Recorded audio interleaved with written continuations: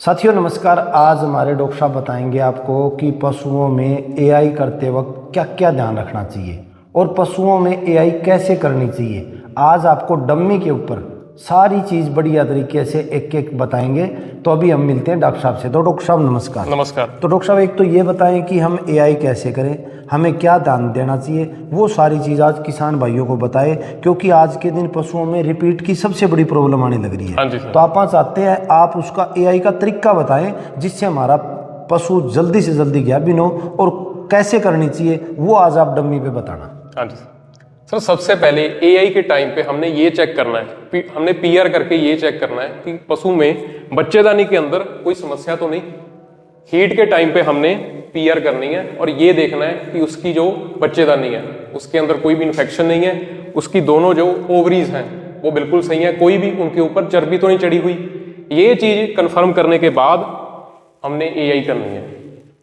AI करते वक्त हमने खास ध्यान रखना है कि जो हमारे इंस्ट्रूमेंट्स हैं ये सभी साफ हो। जो हमारी एआई गन है ये बिल्कुल साफ होनी चाहिए। इसको हमने पहले लाल दवाई के अंदर डिप करके रख लेना है और साथ ही साथ हमारा जो पानी है जिसके अंदर हमने सीमन को थॉ करना है, ये पानी भी हमारा और ये बर्तन भी हमारा साफ होना चाहिए, जिससे कि हम इन्फेक्शन के चांस को बहुत कम कर सकते हैं। दूसरा है अच्छा सीमन यूज करना और सीमन को थॉ अच्छे से करना।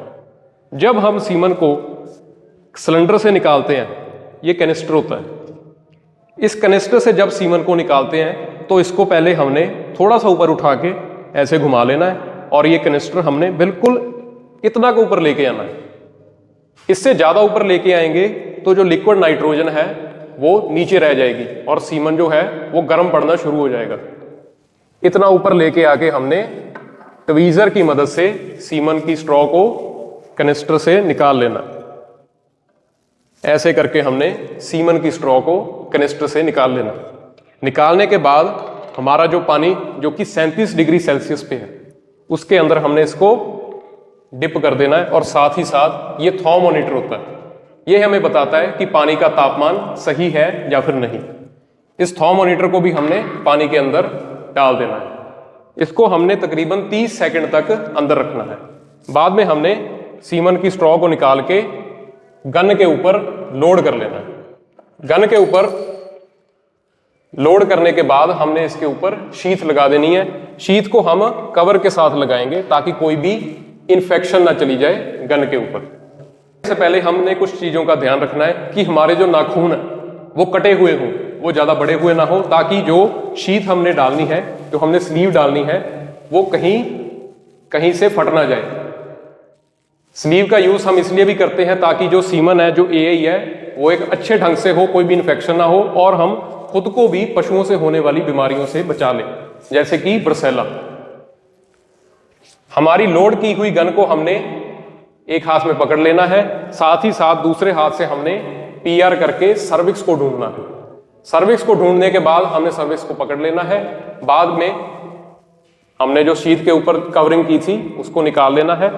अब इसको हमने ऐसे तरीके से पशु के वजाइना में डालना है कि कोई भी इंफेक्शन इसके साथ अंदर ना चली जाए। कोई भी गोबर वजाइना के ऊपर नहीं होना चाहिए, बिल्कुल साफ होनी चाहिए वजाइना। और हमने गन को भी कहीं इधर उधर नहीं लगाना, सीधा वजाइना के अंदर ही लगाना। अंदर डालते समय हमने पहले इसको 45 डिग्री एंगल पे रखना है।